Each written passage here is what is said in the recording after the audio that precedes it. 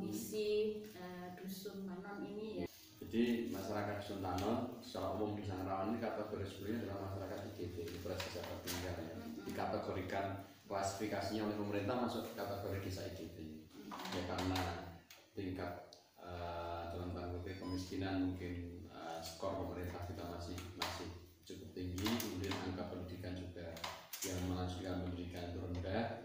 Ini menjadi indikator kita dan pertumbuhan ekonomi yang menurut saya stagnan lah, karena ya begitu saja artinya mereka yang petani ternak konvensional, tidak ada inovasi yang dimunculkan.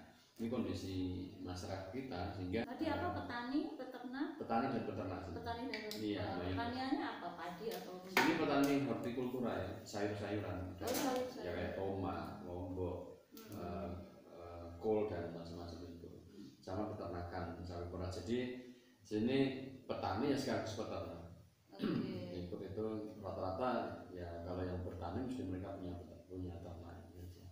Kalau mereka bertani pasti ada. Cuma dari pergeseran sejak kapan ya, saya mulai selesai SMA mungkin kan sudah mulai banyak alih fungsi lahan dari yang sebelumnya pertanian beralih ke tanaman rumput ya, sebenarnya untuk memenuhi kebutuhan ternaknya juga, sehingga yang betul-betul menekuni sebagai profesi petani sudah mulai berperan juga, mereka lebih banyaknya sebagai petani.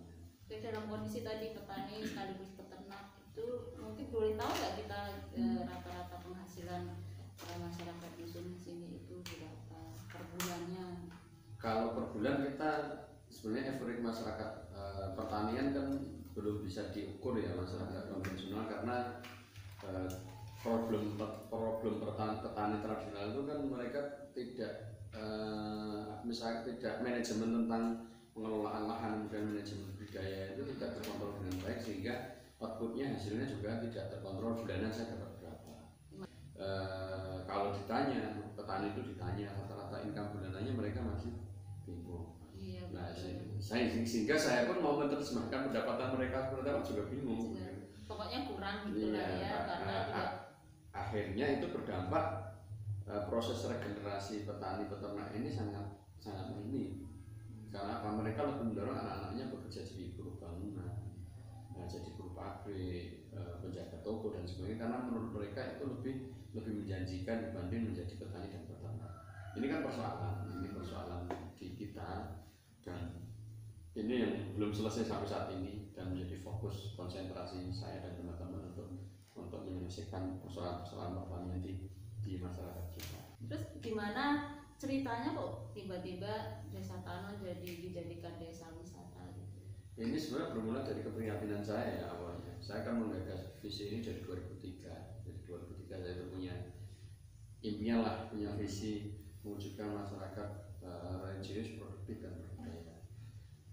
Kemudian saat itu saya sekolah, memang saya memutuskan sekolah untuk balik kampung, karena saya sekolah ini saya ingin memberikan semangat kepada masyarakat bahwa pendidikan itu penting, karena rata-rata anak seusia saya, orang-orang seusia saya, apalagi ke atas itu sudah mencukupkan diri dengan lulus sekolah dasar. Sekolah dasar? Iya, sekolah dasar. Yang SMP yang seusia saya itu hanya 1-2 lah, bahkan jarang. Dan rata-rata kalau yang persoalan yang masih menjadi persoalan, walaupun sekarang mulai agak berkurang tapi juga tetap jalan, itu kan efeknya angka pernikahan dini itu kan tinggi di sini, terutama anak perempuan, karena orang tua itu berpikirnya gini, kalau anak perempuannya sudah menikah itu bebannya sudah hilang. Ini kan persoalan. Bahkan teman saya main di sini Tanon itu sekarang udah punya cucu, kan seusia saya loh itu. Ini saya baru usia 39, dia udah punya cucu. Ya usianya sama dengan saya. Dia kebetulan dia perempuan kan. Anaknya juga nikah usia dini juga, ya lulus SMP dinikahkan. Pernikahan dini juga banyak ya di sini. Ya kategorinya kalau sebelumnya kategori banyak menurun, tapi akhir-akhir ini kok mulai ada gejala untuk pernikahan dini lagi. Ini kan edukasi harus terus berkelanjutan. Ini gambaran secara umumnya, tapi kalau secara income ya tadi masyarakat kan tidak punya kreasi bagaimana dari produk pertanian ini bagaimana punya nilai jual. sebenarnya agar mereka punya nilai jual ini, upaya-upaya sebelum kita jadikan desa wisata pun kita lakukan dengan cara pelatihan dan sebagainya. Nah, berangkat dari itulah kemudian saya mencari pintu masuk sebenarnya bagaimana biar anak-anak muda ini tidak melakukan urbanisasi besar-besaran. Saya itu kepikiran awal gunanya begitu, dan ini terus saya sosialisasikan ke banyak titik, ke banyak desa agar anak-anak muda itu tidak banyak melakukan urbanisasi. Kalau desa itu ditinggalkan anak muda, ya apa jadinya? Ya pembangunan tidak akan berjalan dengan baik, kemudian kreativitas masyarakat tidak akan muncul. Kita mencari cara sebenarnya bagaimana biar anak-anak muda ini betah di rumah. Maka saya berpikir kan harus dibuat kegiatan-kegiatan yang menarik. Salah satunya ketemu pola orang luar kita datangkan jauh sebelum jadi desa wisata. 2009 kan saya sudah memulai kegiatan-kegiatan orang-orang outbound di sini. Nah, kita branding pertama kali itu justru dengan nama outbound desa. Saya mengenalkan konsep outbound desa. Jadi outbound di tengah desa dengan pemandu orang. Pertama kali programnya outbound desa itu. Outbound desa itu sebenarnya ada dua tujuan sih saya. Pertama itu orang-orang luar bisa belajar tentang kearifan lokal di sini. Tetapi dalam tanda kutip orang-orang sini itu biar percaya diri juga bahwa ternyata orang luar itu bisa kok belajar dari apa yang ada di tempat kita. Orang luar ini yang dimaksud dari mana? Karena kita kan mendatangkan outbound desa itu kita rata-rata kan datangkan dari anak-anak sekolah ya. Kita bermitra dengan misalkan lembaga-lembaga pengelola outbound dan sebagainya. Rata-rata karena dulu saya basicnya sekolahnya di Solo ya teman-teman dari Solo. Anak-anak sekolah dari Solo kita bawa ke sini. Outbound desa ini kegiatannya? Ya tadi outbound di tengah-tengah desa dengan pemandu orang-orang desa dengan aktivitas dan permainan orang desa. Nah, kita kenalkan sunatan tradisional itu sebagai metodologi outbound kita. Kemudian kita kenalkan mata pencaharian penduduk, belajar bertani, beternak. Itu permulaan kita itu justru sebelum pakai branding desa wisata kita sudah melakukan dari 2009. Itu kita mencari pintu masuk. Samping itu kita juga membuka diri untuk menjadi tempat KKN, tempat penelitian itu sejak awal. Karena saya punya tujuan ketika orang-orang itu sering berinteraksi dengan orang luar pasti secara bertahap akan muncul perubahan. Nah ternyata itu membawa dampak yang cukup baik juga. Karena setelah sering mahasiswa berkegiatan di sini dan sebagainya, tapi mereka dalam tanda kutip saya titipkan pesan. Ya mereka masuk ke rumah-rumah penduduk tapi mereka harus berdiskusi dengan pemilik rumah juga menanamkan tentang pendidikan. Nah akhirnya ternyata anak-anak mereka itu dengan datangnya mahasiswa yang sering berkegiatan di sini itu muncul minat untuk sekolah. Nah sehingga generasi di bawah saya mulailah pada yang SMP banyak, terus mulai dari SMA sampai banyak berkembang sekarang. Nah kita mencari formula seperti itu terus. Akhirnya kan kita libatkan satu dua masyarakat itu untuk memandu sampai akhirnya 2012 itu kita berpikir bagaimana agar ini bisa kita kembangkan lebih luas lagi. Outbound desa ini dikembangkan lagi. Ya lah akhirnya lah waktu itu saya diundang Dinas Pariwisata Kabupaten Semarang ya untuk diskusi karena saya kan udah keluar untuk diskusi. Ternyata apa yang saya lakukan itu dikategorikan menjadi pengembangan desa wisata. Saya tidak tahu kalau apa yang saya lakukan itu dikategorikan itu. Dan sudah akhirnya kita kembangkan, kita ajak komunikasi masyarakat. Ternyata kan hobi kolektif masyarakat sini itu kan berkesenian. Ya sudah kita jadikan kesenian itu menjadi salah satu konsep unggulan wisata di sini. Nah dengan begitu akhirnya anak-anak muda mulai punya geliat lagi karena di desa ternyata jadi ramai dikunjungi orang. Kita juga bisa menampilkan apa yang kita miliki. Nah, secara bertahap. Keseniannya apa ini? Kesenian rakyat kan kita basicnya tarian ya, tari rakyat ya, bukan tari keraton tapi tari rakyat kayak kuda lumping, prajuritan. Gambyong. Kalau gambyong kan tari klasik. Enggak, sini tari-tari rakyat kayak kuda lumping kayak Sada Karawitan itu kita kesenian dari situ. Nah, bertahap akhirnya berkembang menjadi kegiatan desa wisata. Berarti karena memang dari istilahnya kan itu legacy dan dari nenek moyang kan, jadi nggak perlu ngajarin lagi atau udah dilatih oleh orang-orang yang sudah pengalaman. Jadi kalau sini itu sebenarnya kalau terlatih secara konsep tidak, karena mereka otodidak. Artinya kan turun temurun ya. Masyarakat sejak zaman bahasanya itu kan masyarakat sini itu adalah masyarakat pelestari kesenian, sehingga itu terus terwariskan sampai saat ini. Cuma dengan adanya desa wisata ini memang lebih cepat jadinya, karena apa? Kalau dulu kan jarang orang yang berminat untuk terlibat di situ. Sekarang karena kebutuhan untuk apresiasi seni dan atraksi seni ketika kunjungan juga pelan-pelan meningkat seperti itu. Ketika udah sampai jadi desa wisata kan tadi dari Abon Desa, kemudian diundang pariwisata Kabupaten Semarang, terus jadi desa wisata ya, seni mulai diunggulkan di sini. Kunjungan gimana Mas? Ya kita kunjungannya, kita kan saat itu tidak membayangkan ya Tanun yang termasuk Keraman yang kategorinya IDT tidak pernah dikunjungi dalam orang luar dalam kapasitas besar. Kemudian di 2012 kita ingat itu mulai Februari 2012 itu kita mulai mengumpulkan masyarakat. April kita sudah mulai ada kunjungan bis-bis pariwisata masuk ke sini. Awalnya masyarakat juga tidak percaya, tenang nih, masa betul sih bis pariwisata mau ke sini, tapi betul bis pariwisata sampai sini. Kemudian ada rombongan, misalkan rombongan yang pakai patwal juga kan harus dikawal juga, itu masyarakat menjadi mungkin kepercayaan dirinya jadi meningkat ya. Oh ternyata betul bis pariwisata yang masuk. Nah kita di tahun 2012 itu kita dikunjungi hampir 3.000 orang satu tahun itu ya. Dari mana aja? Rata-rata dari Semarang sih, dari Semarang, Solo, masih itu, Jawa Tengah. Masih Jawa Tengah. Nah itu tapi sudah meningkatkan kepercayaan diri masyarakat. Dari mana ya pengunjung-pengunjung itu tahu Mas? Kita kan artinya kerjasama dengan biro juga kan. Biro kan kita membuat paket, artinya paket-paket kita, paket wisatanya ini silahkan mau ambil apa ya, termasuk ada workshop, ada seni. Kemudian di 2013 mulai ada homestay dan sebagainya. Itu pakai flyer biasa dikasih ke biro. Iya. Nah kita lebih banyak cenderung tamu yang kesini itu karena istilah bahasa saya itu tamu kalian. Mereka sudah pernah berkunjung ke sini, biasanya berkunjung lagi, entah dengan rumah yang sama atau bawa rumah. Saat itu kita belum pakai istilahnya media sosial sama sekali karena kita masih ketek juga ya. Tapi kita tular. Ternyata 2012 iya, pengunjung ini kita tular juga. Oh kesana kegiatan enak, kegiatan.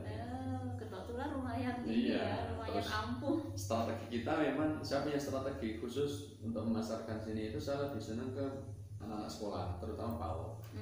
Itu sebenarnya strategi dasar saya. Kenapa harus PAUD? Ya kenapa harus PAUD? Ya karena kalau pengunjungnya 50 jadi 100. Wah berhitung. Iya kan orang tuanya. Kalau pengunjungnya anaknya 50 kan jadinya 100. Iya benar. Lah orang tuanya dikelola sendiri, mereka berbelanja, kasih kegiatan sini, anak kasih kegiatan itu kan orang tua yang cerita. Dulu masih kita bebaskan orang tuanya istilahnya ikut campur lah, ini anaknya ini. Sekarang sudah kita punya program, orang tua dikelola sendiri karena apa? Kalau tidak nanti ngurusi program yang kita buat. Karena orang tua itu apalagi era sekarang cenderung memaksakan untuk anaknya jadi objek selfie. Nah itu sampai akhirnya berkembang, tapi kita tetap ada pembatasan. Kita tidak mau tiap hari ada tamu. Memang sini ini komitmen saya, tidak mau tiap hari ada tamu karena gerakan saya itu lebih ke gerakan konservasi, bukan wisata murni. Jadi biar masyarakat bertani, beternak, tapi di antara itu kita ada kejutan dengan datangnya orang luar belajar di sini. Tetap dibatasi ya Mas. Hari-hari apa tuh yang nggak dibolehin? Kalau saya karena berpikirnya begini, alam butuh istirahat, manusia butuh istirahat. Kalau setiap hari terinjak banyak orang, kita tidak tahu seberapa kesadaran orang yang menginjak ladang kita. Bahkan kadang kita itu kalau misalkan menggunakan ladang penduduk, yang itu pas masa tanam, tapi ada pengunjung anak-anak, mereka tidak tahu. Karena pengunjung kadang juga tidak tahu itu tanaman yang produktif atau tidak kan. Anak-anak main petik aja, kita harus mengganti. Nanti kan merusak konsep konservasi kita juga. Nah itu memang sampai saat ini kita masih menerapkan konsep pembatasan. Kita lebih ke kualitas karena yang kita jual itu nilai proses hidup, bukan sekedar kita dapat uang. Kondisi sekarang sebelum pandemi tentu saja itu ada kita sudah mulai merambah, tamu-tamu kita sudah mulai merambah ke Surabaya, ke Jabodetabek itu sudah mulai merambah ke daerah kita, kemudian ke luar negeri kan juga sudah mulai merambah kan. Kita ke Singapura yang sudah kerjasama itu dengan Woodley Secondary School. Ada ya? Iya, kita sudah 3 kali kunjungan dari sekolah yang sama kan. itu kita hanya bermitra dengan mereka menguruskan risiko ini. Paketnya juga bukan outbound desa aja kan, Kan karena pasti nambah dong. Iya kan 3 hari kan, Ada mereka apa 3 hari di sini kan. Ya sebenarnya kalau luar negeri itu kita lebih simpel kan, karena misalnya 3 hari itu hanya 3 aktivitas. Tapi aktivitasnya kan dari dasar. Misalkan kita aktivitas yang hari pertama, contoh kemarin yang tahun ini ya kemarin hari pertama ini mengolah singkong. Tapi mereka kan tidak langsung mengolah singkong ya, kan dari proses mengenal singkong, nanam singkong, kemudian panen singkong, mengolah singkong sampai jadi produk. Kan sudah 1 hari sendiri. Hari kedua mereka belajar tentang konservasi kesenian, belajar gamelan, belajar tarian dan sebagainya. Hari ketiga mereka kita ajak untuk community service, belajar pelayanan sosial, jadi belajar bersosial dengan masyarakat, kemudian melakukan pengabdian kepada masyarakat. Itu program-program kita. Jadi kalau konsep saya di wisata itu saya tanya teaching point-nya kalau sekolah, titik pembelajarannya apa? Karena saya bisa melakukan paket yang sama tapi tujuan pembelajarannya berbeda. Saya menyesuaikan kebutuhan dari lembaganya apa sih. Jadi di sini desa wisata yang di konsep semi training sebenarnya.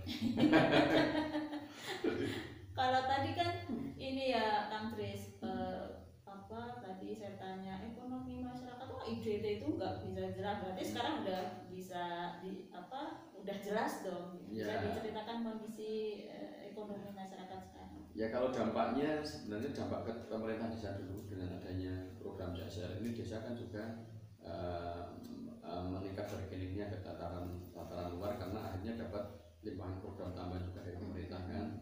Ini berarti kan stratifikasi desanya sudah mulai naik. Dari penambahan pendapatan saya pernah menghitung sendiri.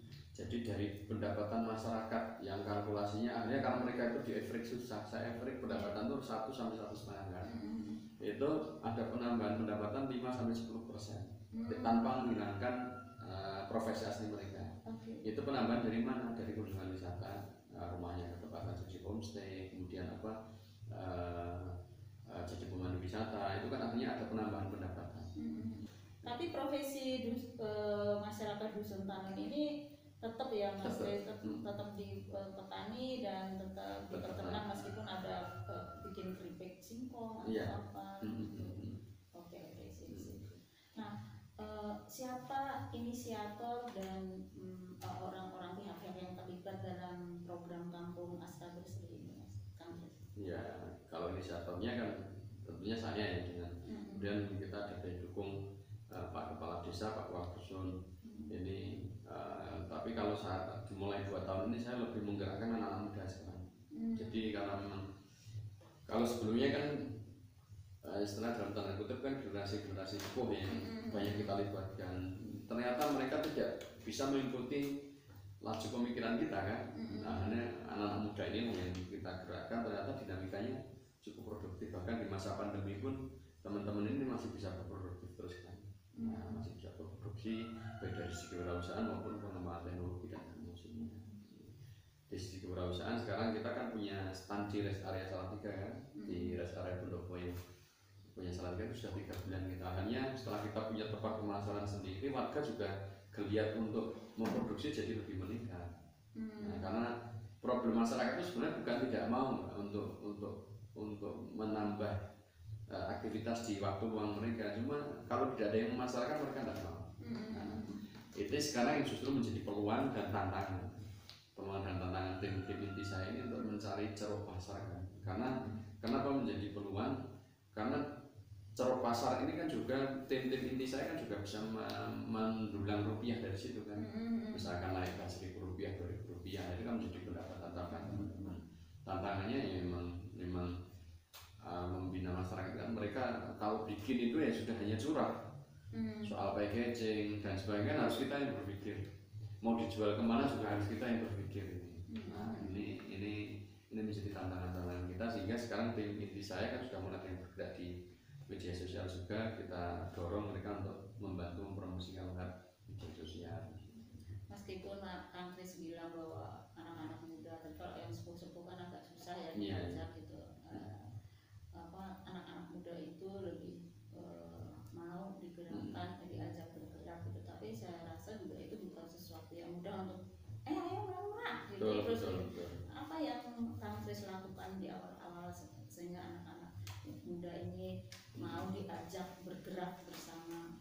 Ya, artinya tidak boleh bosan untuk mengajak, kemudian tidak boleh bosan membuat aktivitas. Saya ikuti dulu alurnya anak-anak itu seperti apa sih. Ternyata mereka senang dengan namanya keramaian. Makanya tiap tahun kita bikin festival. Kita yang Sabta Carita itu kan berarti Sabta yang ke-7, karena festival budaya desa itu sudah sampai ke tahun ke-7. Festival yang namanya sudah kedua, sebenarnya tahun ini ketiga, tapi karena pandemi kan kita tidak jadi belum diadakan. Nah ternyata dengan geliat sering adanya festival itu anak-anak muda ini yang tergerak tidak hanya sini saja, meluas, bukan jadi panitia dan sebagainya. Di samping sebenarnya saya menjaring ini orang-orang yang bisa berpikir kemana, yang hanya mengikuti mana, sehingga saya bisa mengklasifikasi ini nanti yang jadi tim inti saya, ini tim lapis 2 dan hanya follower. Saya sudah mengklasifikasi jelas. Sekarang sudah ketemu ini orang-orang yang tim inti, berarti kan dia siap belajar, siap untuk bergerak. Ini yang sekarang terus kita di masa pandemi ini kita beraktivitas terus dengan tim inti. Saya menanamkan nilai, tujuan, kemudian kemampuan organisasi. Caranya dengan apa? Ajak kumpul-kumpul, Iya. ngopi-ngopi gitu. Iya, kita baik di basecamp kita di Masikal itu maupun di sini. Ada basecamp di mana? Di namanya Masikal, di rumahnya Pak Kepala Desa itu. Oh, oke. Atau mereka di sini. Tapi kalau yang tim inti, murid tim inti akan ada hal penting, mereka pasti di sini. Kalau ngobrol di sini bisa sampai jam 12, jam 1. Malam memang kita kasih waktu malam kan di situ mesti kita bahas terima. Nah ini mulai pekan depan kita sudah bahas tema-tema khusus. Saya sudah ngomong mulai lagi kan sebelum pandemi kita sebenarnya sudah ada program juga Sarasehan Bulanan yang Misi Chandra Kirana itu. Yang Misi Chandra Kirana itu jadi Sarasehan bulan purnama. Kita sudah jalan 3 kali karena pandemi tapi kita mau bentuk format lain diskusi. Ya dengan diskusi-diskusi itulah kita bisa memasukkan aspek pendidikan, unsur nilai ke mereka, dan akhirnya sedikit demi sedikit punya kemauan mereka untuk bergerak. Dan tim-tim ini tidak hanya berdiskusi, tidak hanya belajar dengan kita, tapi kita ajak mereka keluar. Nah, saya sering mengajak mereka untuk jalan-jalan tapi harus belajar. Saya ngomong misalnya ke ini kan mau belajar kopi, mereka belajar ke di Magelang, di Pakis ada di sudah itu teman-teman sudah 2 kali situ. Terus kita kenalkan komunitas pengolah kopi. Dan untuk pemberdayaan masyarakat kemarin kita juga ajak mereka sebelum pandemi ini ke Gunung Kidul, ke Langgrang, di Gunung Api Purba itu kita ajak minat dan mereka harus belajar di situ. Nah ini dalam waktu dekat kita juga akan mengajak mereka untuk belajar ke daerah Kalasan, siap nanti untuk belajar peternakan yang sehat dan baik untuk masyarakat. Karena bagaimana peternakan tapi tidak bau dan sehat untuk lingkungan. Jadi anak-anak muda ternyata dampak dari itu ada festival itu ya? Di saat ada 1-2 anak ini sekarang sudah terbentuk, ada lagi yang mau menjadi petani. Nah, kan akhirnya sudah. Nah ini tujuan saya, dia umurnya baru 26 tapi sudah pola lahan sendiri, berarti kan itu sebenarnya tujuan saya semakin banyak anak muda yang mau bertani. Karena apa? Sasaran saya nanti petani muda ini pola pikirnya berbeda. Petani tapi menerapkan manajemen budidaya sehingga hasil bulanan harus kepegang. Karena persoalan basic di negara kita ini, profesi-profesi basic itu tidak bisa mendapatkan HPP. Petani, peternak, nelayan tidak bisa punya HPP. Itu kan persoalan negara kita. Betul. Tapi tantangannya adalah mindset para pemangku kebijakan di desa dan stakeholder di desa ini hanya bersifat administratif. Hanya sebatas pelayanan, sudah saya lain orang bikin KTP, orang lain surat-surat. Padahal ini harus mengistilahkan harus punya konsep teknopreneur, dikasih dana besar, tapi pola pikirnya sudah hasilnya hanya terbangun fisik kan. Rata-rata kan tidak hanya di sini tapi desa-desa yang lain pun begitu, hanya habis untuk bangun fisik, bangun slogan yang menurut kita sebenarnya itu tidak penting-penting amat. Akhirnya karena dananya ada kan, jadi mereka bingung mau ngapain, ya sudah ini dibangun. Padahal harusnya kan aspek pemberdayaan, aspek pengembangan ekonomi yang dimunculkan. Ini tantangan karena para pemangku kebijakan kita juga belum selaras untuk memiliki pola pikir teknopreneur yang dalam bahasa tadi. Ini tantangan kita. Kemudian ya dalam tanda kutip karena ini warisan ya, tidak hanya di tapi warisan program pembangunan yang sebelumnya di negara kita dan sebenarnya sampai saat ini, karena saya termasuk pengkritik keras program bantuan pemerintah. Karena itu apa? Akan membuat masyarakat itu tangan di bawah. Iya. Padahal saya kemana-mana mengkampanyekan tangan di atas lebih baik daripada tangan di bawah, berkarya lebih baik daripada pemerintah. Karena dampak apa-apa dibantu ini sehingga daya juang mereka dan daya saing mereka itu tumpul. Ini problem. Dan ketika kita gerakkan itu dalam tanda kutip mereka ya, ketika ini tidak dengan cepat menghasilkan itu mereka malas. Nah ini kan pola pikirnya di pola pikir instan. Ini sebenarnya kritik yang sering kita sampaikan, dan saya tidak dengan misalnya ketemu dewan, ketemu pemerintah pun saya sampaikan kritik ini, ketemu media juga disampaikan. Kenapa? Ini ada pola yang salah lah sebenarnya, masyarakat harus dibantu terus menerus, karena akhirnya juga berdampak ya tadi mindset mereka, mindset mental di bawah ini yang akhirnya ketika diajak untuk mengkreasikan hal baru itu mereka cenderung apatis. Ini persoalan kita. Terus menanamkan ke anak muda secara umum untuk mencintai bahwa di desa ini punya potensi yang untuk dikembangkan dan bisa mensejahterakan hidup kehidupan mereka itu juga bukan sesuatu yang mudah, bahkan sampai sekarang belum berhasil.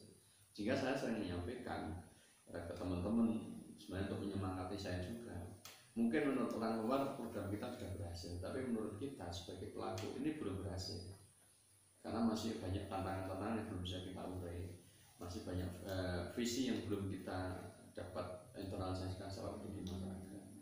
Di samping juga untuk memotivasi, kalau sudah merasa berhasil kan berarti sudah berhenti. Oke, saya kira sih saya cukup